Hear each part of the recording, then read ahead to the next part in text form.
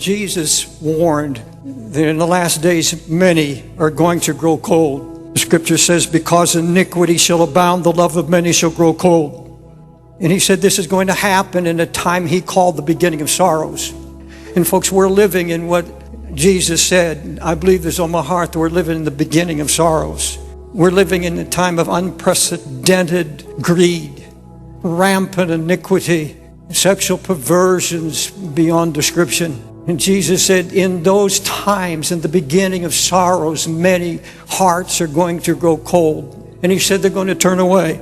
This is not the day. If you've chosen this day, if you are still walking with a cold heart, you've chosen the wrong time. This is not the time, according to Scripture, to reject the loving call of Christ.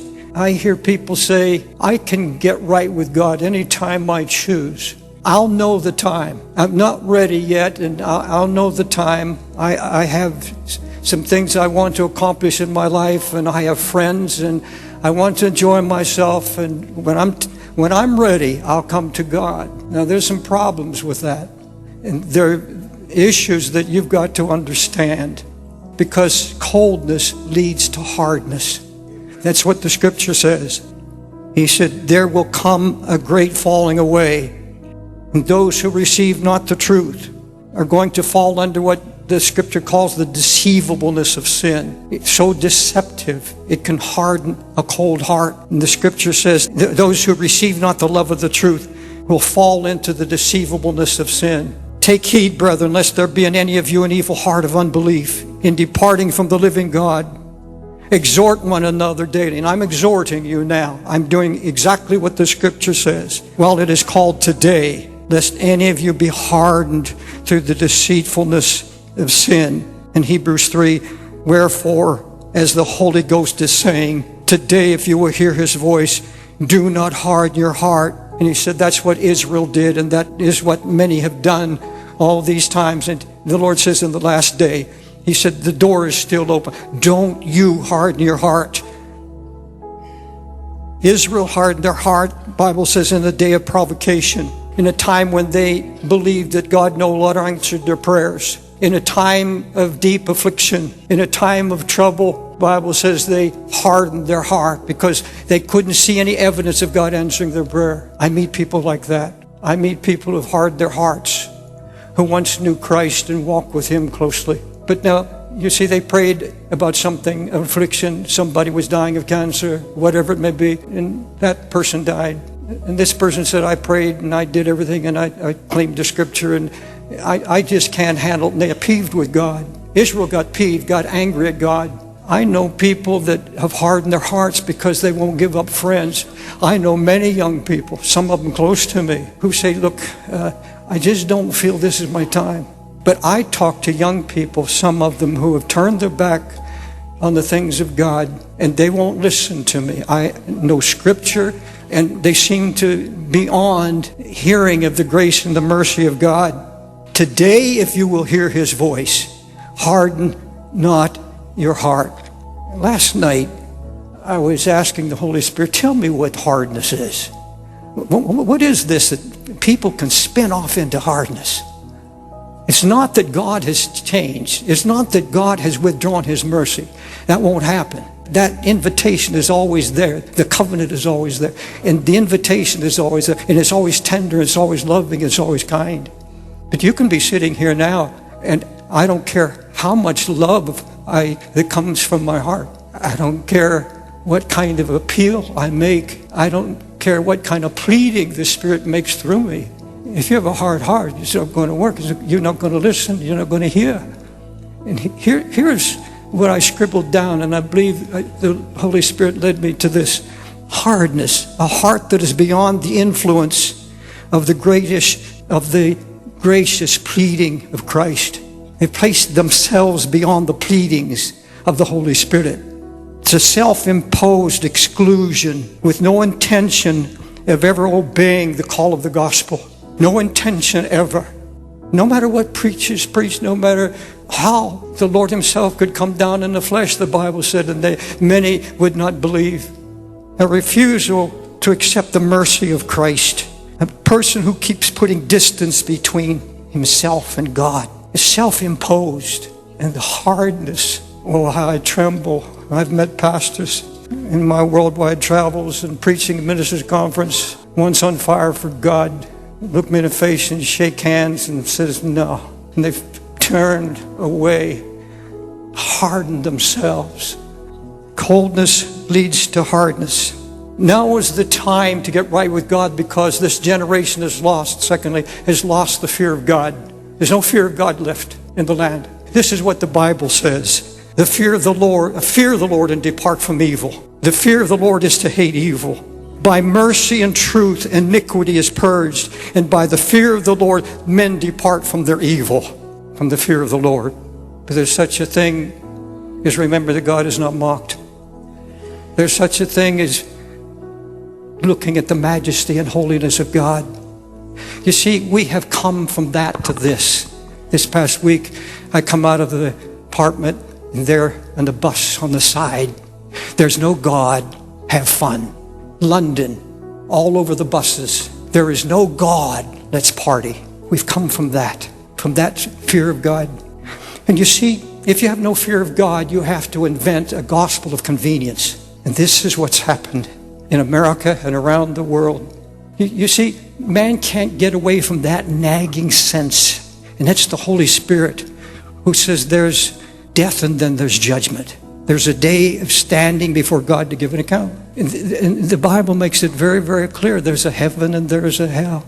And there's a day we're going to have to give an account. And there's a hell. And Jesus said there's a hell of fire and weeping and wailing and gnashing of teeth, a darkness that can be felt. And there is a hell. But you see, man has to invent a gospel where there's no God.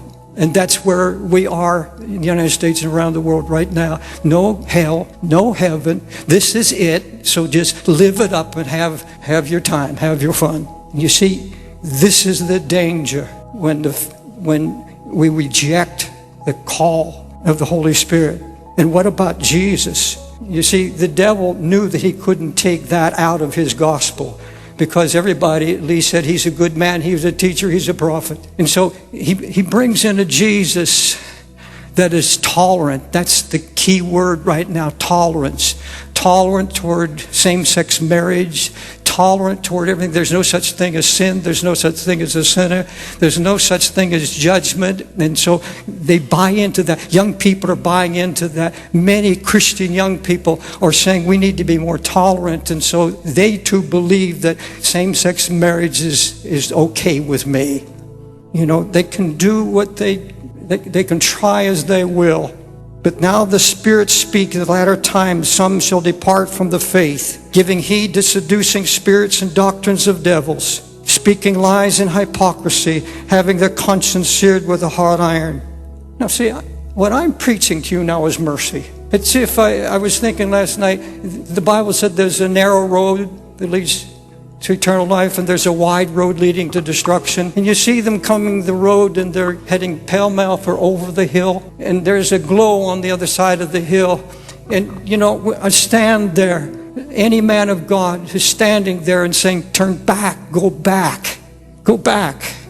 Friends, I say that's mercy. That is mercy. What I'm giving to you now is the mercy of God, who so loved you that he put you in a seat in this church this day and said, today, now is the time to make it right. Third, it's time to get right with God because Jesus is coming very soon. He's at the door. No one knows the time or the hour, but Jesus told it's going to happen, what's going to happen prior to his coming. He gives very clear evidence. Jesus said there'll be wars, there will come false Christ, but don't be terrified because the end is not yet. Then nation shall rise against nation, kingdom against kingdom. Great earthquakes shall be in divers places, and famines and pestilences, and fearful sights and great signs in the heaven. And then, he said, don't be concerned about the wars and earthquakes. So he said, but then shall they see the Son of Man come in a cloud with power and great glory. But when? What does he mean by what then? Listen to what he said. When men's hearts fail them for fear and for looking upon those things that are coming on the earth. It's one of the sure signs when everywhere there's fear and men's hearts are failing them, just watching those things that are coming on the earth. We don't hear much about the coming of Christ in modern Christianity. We don't hear it anymore. And many say he's not coming now, and they put it off because such as the dominion theory gospel that we have to first conquer sin and bring in the kingdom of Christ and renew the earth. But the scripture says, beware of those who say in their heart, my Lord delays his coming. Scripture said we are all going to be changed in a moment, in the twinkling of an eye, at the last trumpet. For the trumpet shall sound, the dead shall be raised incorruptible, and we shall all be changed. Therefore, beloved brethren, be you steadfast, be unmovable, and always abounding in the work of the Lord. He said, no, you don't stop working. You don't stop praying. You don't stop doing anything. You keep moving on. But with this always in mind, looking to and hasting toward the coming of Christ.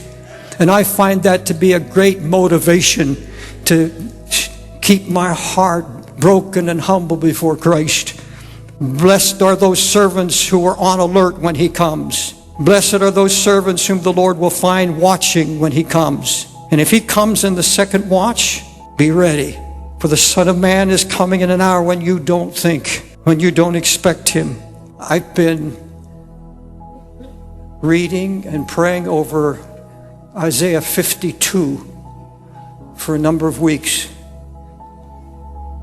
When God spoke to Israel, they were in captivity. This was their third captivity. And he comes to these people because Israel is now laying in the dust, captivated by their unbelief, captivated by their hardness of heart. And God comes to Israel, laying in the dust, laying in the dirt. And God comes with the word. And I'm reading to you from Isaiah 52, verses 1 through 3. And God said, wake up, put on your strength, put on a beautiful garment, and shake yourself from the dust. Get up. O Jerusalem, loose yourself from the bands on your neck. O you captive, for thus says the Lord, you have sold yourself for nothing, but I'm going to redeem you without money. I'm going to redeem you without money. Now this is the message. And here's the hope. God says, you've been captivated long enough. Now you get up. Get out from the dirt. Get out from that pit of despair. You see, there comes a call, and there is a response. There has to be a response. He says, get up. And he said, you'll find it if you make the move, the chains will fall off. He said, you're selling yourself for nothing. He said, the devil don't own you. The devil didn't die for you. You don't belong to the devil. I paid a price for you. This is what he's saying to the Messianic age. To the Messianic age, because he was speaking to the Messianic age, our age. Because he speaks of a man whose vision was marred in that same chapter. And he speaks of this man coming to deliver people from their chains, and they fall off because they believe in this man who was marred, his vision marred beyond recognition, and that's our Christ. I want to remind you of Hosea 11th chapter, 7th verse. My people were bent on backsliding from me. But then all of a sudden you read this. How can I give you up? How can I give you up, O Ephraim, which is Israel? He said, I know you. I know you're bent on backsliding. I know that there are times you have fallen. And you see, if your heart is hard, you're willing to admit, yes, I'm growing cold. I'm drifting away. And I don't want to fall into hardness. And I don't want to abuse the grace of God. But God comes, and as he's coming now, he comes out. And he's whispering it through me to you, into your ear. I can't give up on you. Please hear what the Spirit is saying. I will heal your backsliding. I will love you freely, for my anger has been turned away from you. See, God's not angry at you. He's not mad at you. He's pleading with you, saying, now come. My arms are open. I give you this, the words of Jesus, Matthew 11:28-30. I'm asking the Holy Spirit to come right now and speak directly into your heart the words of Jesus. And this, when I said, it's time to make the move. It's time to come humbly to God and say, Jesus, I hear you. And here's the call.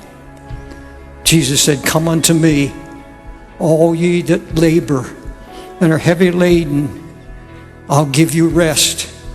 Take my yoke upon you and learn of me, for I am meek and I'm lowly in heart, and you shall find rest for your souls. Take on my yoke, it's easy, my burden is light. And you'll find it's not difficult when you come to him and say, Lord, come, I repent, I give you my heart, I give you my sins.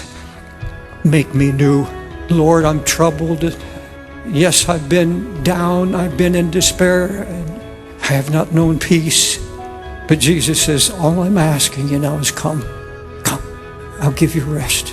You've been laboring, you're heavy-hearted, you're down. That's what this message is about. Lord, you so love us, even when we hurt you, even when we backslide. And Lord, you're so merciful. You show us those places that we could go. You show us the extremes of what can happen. And you say, pull back, draw back now. Don't harden your heart. Holy Spirit, the work is yours now. I've done everything you've called me to do. Breathe, O Holy Spirit. Save the lost. Save those who admit I'm a sinner. Those who admit I've been growing cold. I've been drifting. I've been putting distance between me and the Lord. Lord, bring them back to your love. Lord, you still love them, but open their eyes and understanding.